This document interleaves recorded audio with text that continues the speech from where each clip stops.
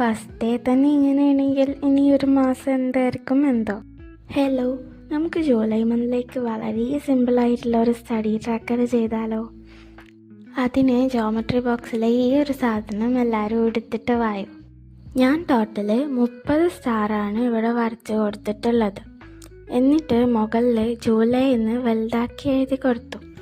എൻ്റെ കയ്യിൽ pastel brush colours ഒന്നും ഇല്ലാത്തതുകൊണ്ട് പെൻസിൽ കളർ വെച്ചിട്ടാണ് ഞാനത് ഫില്ല് ചെയ്ത് കൊടുത്തത്. നിങ്ങൾക്കും ഇതുപോലെ ഓരോന്നും നിങ്ങളെ ഇഷ്ടത്തിന് ചേഞ്ച് ചെയ്യാം.